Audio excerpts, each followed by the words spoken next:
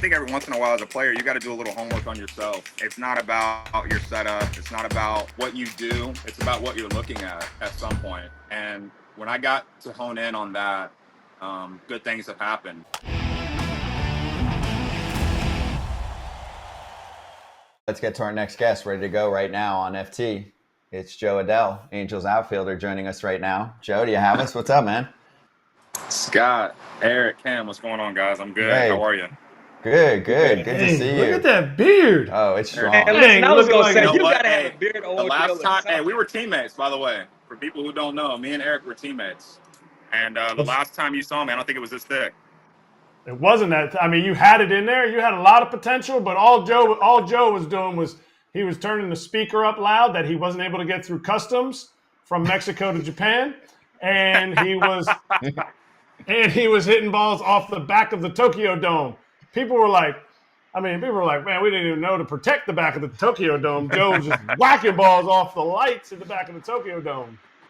Yo, they ain't back there. Talking to Jo Adell, whacking balls off the back of the Tokyo Dome. Let me give you my first Jo Adell experience, and he won't even know this. 2017, I get traded to the Angels, and as a player, you always think if somebody wants you, you're going to be there for a little bit longer than, you're going to be there for a long time, you hope.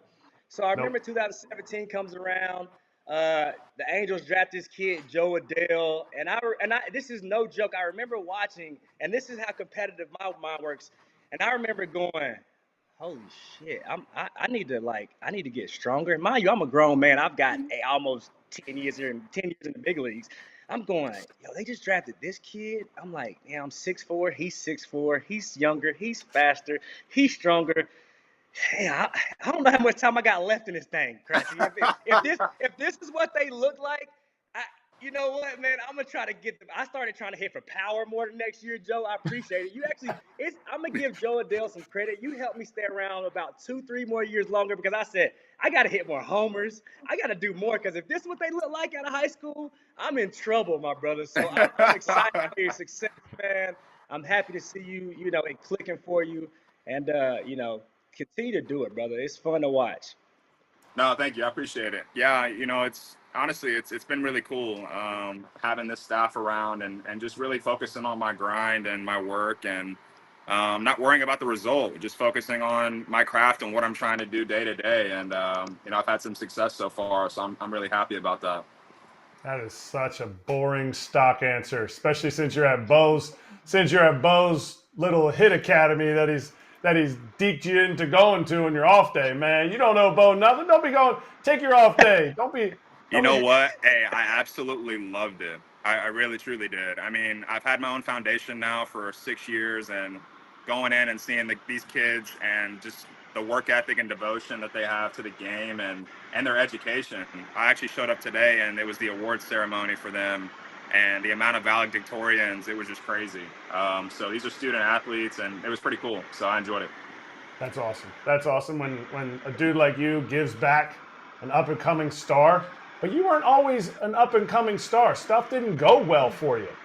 Talk about, because we've been talking about this so much, because we like talking about prospects.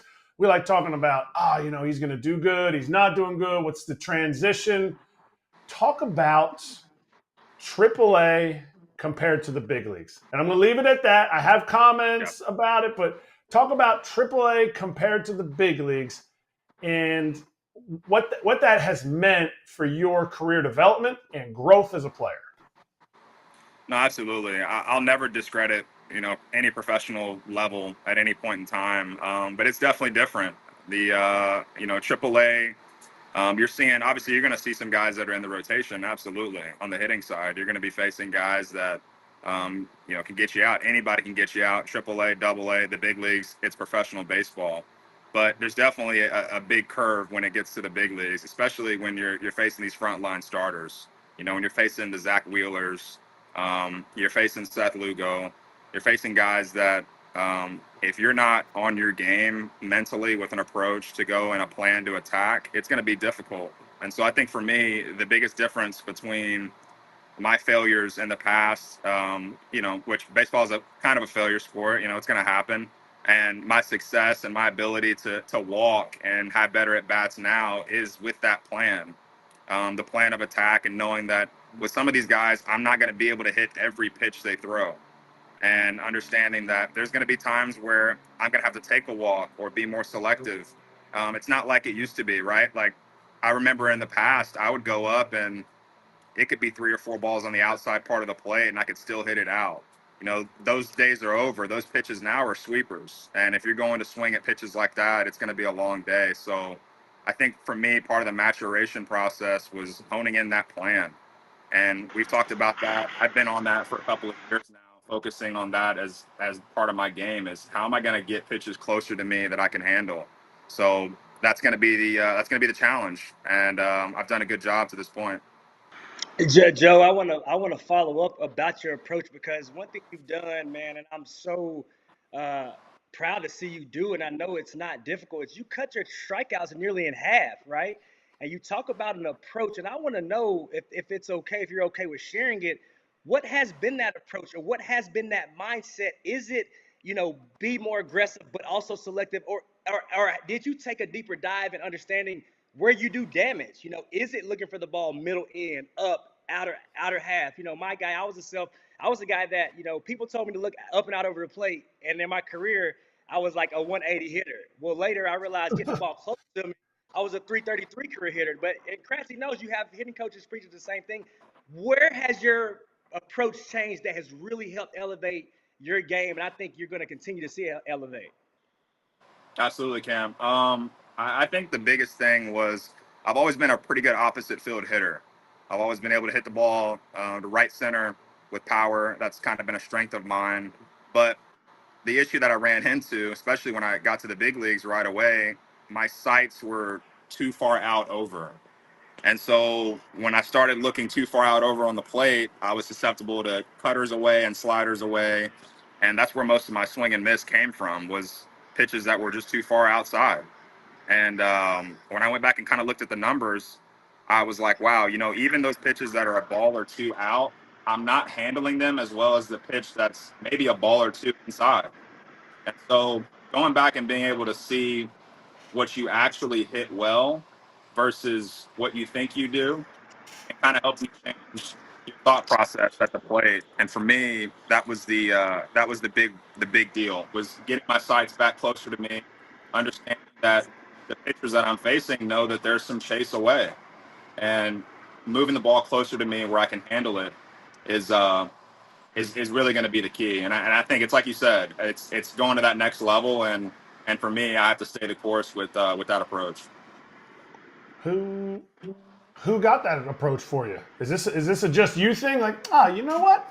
I should do this, or is there kind of an architect behind it? Well, I think every once in a while as a player, you got to do a little homework on yourself. I think we've done a really great job this year. Johnny Washington, Tim Laker, coming together and figuring out what I do well. And when you talked about the strikeout rate, Eric, it's down now, and it's primarily due to the fact that it's like I said, I'm aware of what I hit.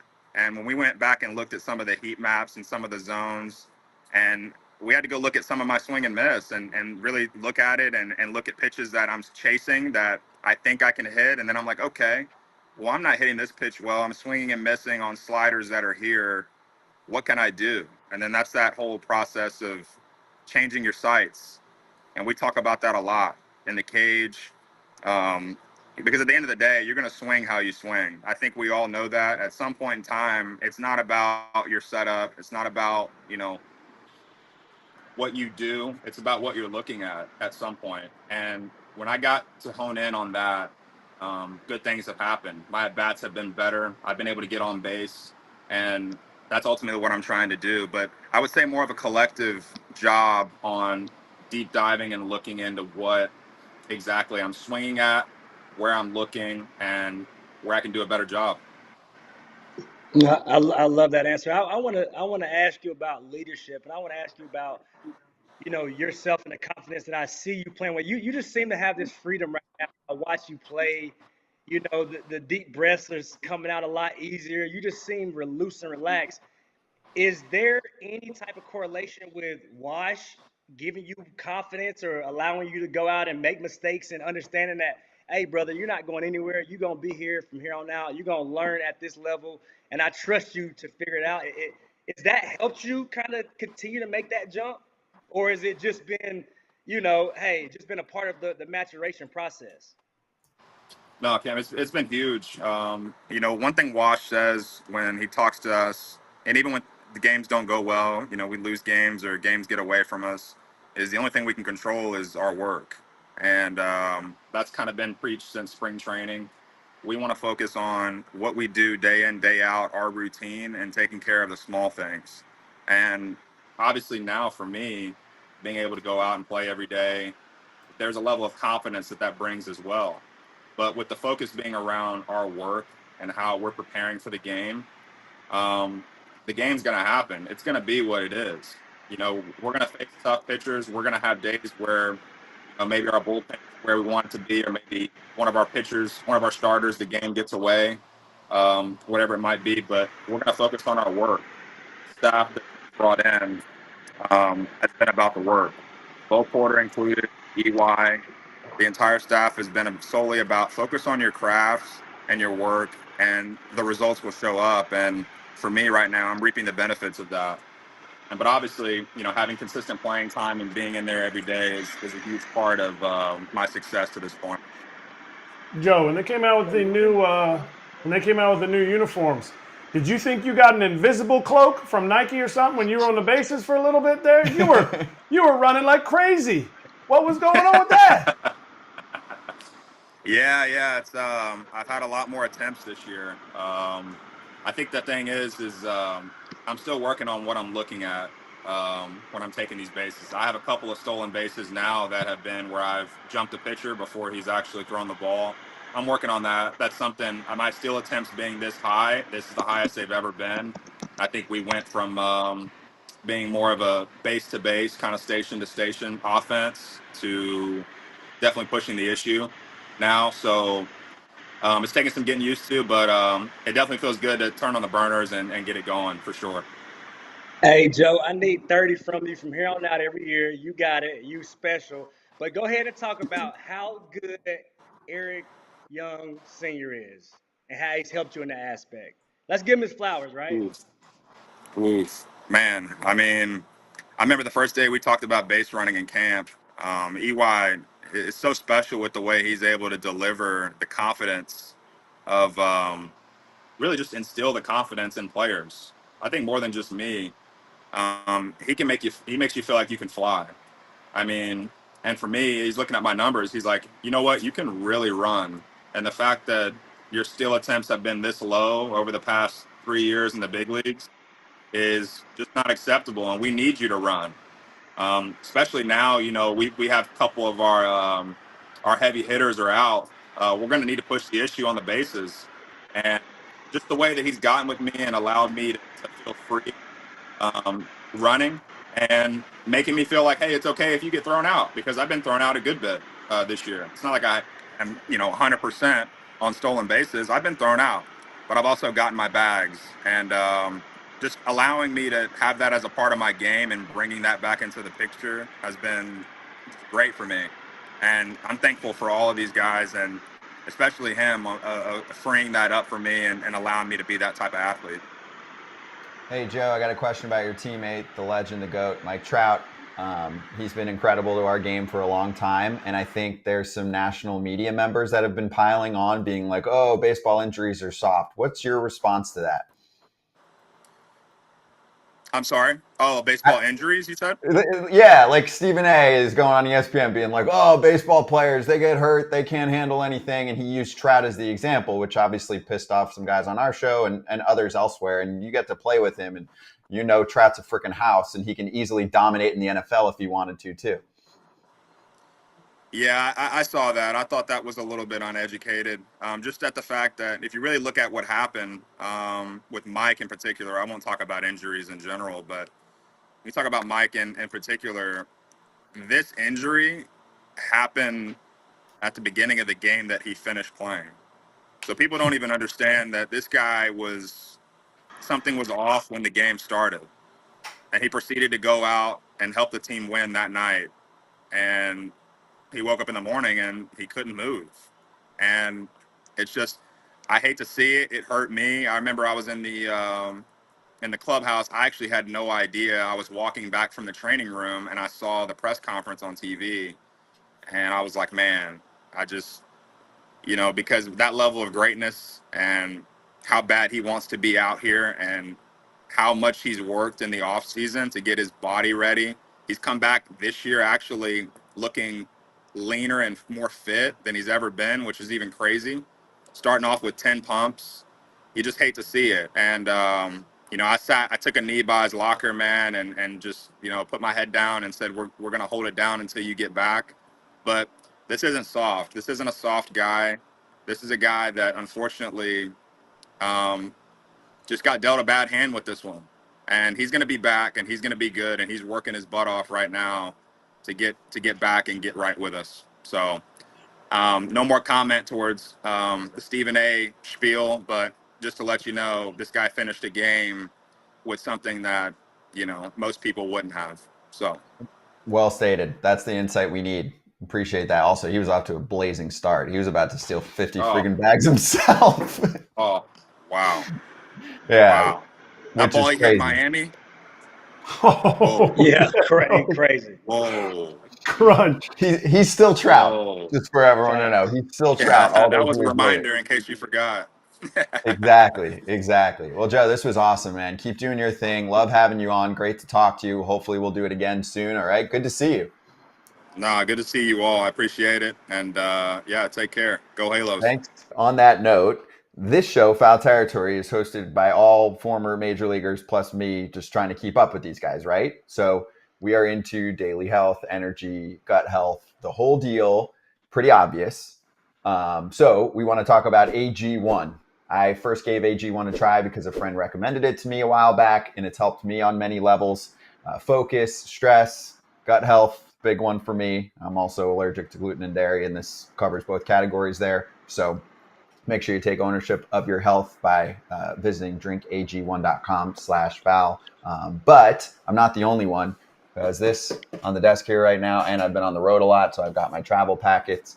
Mr. Kratz is drinking AG1 as well. Dude, the travel packets are a game changer. Just this weekend, we took it to Kansas City. You're in a hotel. They're not like all of it. Like, yes, you can find the juice places, but it's nothing like what's in these packs. Mm-hmm. For me, like just the energy that I have, and I just feel more alert because I don't drink energy drinks. Yep. And it's great. It is awesome. Obviously at home it's awesome, but the travel packs are the real G. Listen, I know I'm 37. I know I look great, but I'm looking out. I'm checking the mail for my packets. I'm checking the mail for my packets, Kratzy. This is what happens. You recommend to a family or a friend. So we got you then, okay? So you replace your multivitamin just with AG1. You don't need, to fill up your shelf. Just it's one packet, or obviously you have the tub and one scoop, which includes prebiotics, probiotics, digestive enzymes for gut support. And yes, you can recommend it to friends, formulated based on the latest science and maintains high quality standards if you're of age. It's kind of one size fits all, which is great. So it's a foundational nutritional supplement that supports your body's universal needs like gut optimization, stress management, and immune support. Since 2010, AG1 has led the future of foundational nutrition, continuously refining their formula to create a smarter, better way to elevate your baseline health. And if there's one product we would recommend to elevate your health, it is AG1. So we're excited to welcome them as a new partner to the FT fam. So if you want to take ownership of your health, it starts with AG1. Try AG1 and get a free 1-year supply of vitamin D3K2 and 5 free AG1 travel packs with your first purchase at drinkag1.com/foul, Foul. That's drinkag1.com/foul. Go check it out. Hey everybody, be sure to like and subscribe for more content. We're back here every weekday, all year long, so do not miss an episode. The videos are coming in all day. Here's another video you might enjoy. Baseball the way it should be covered.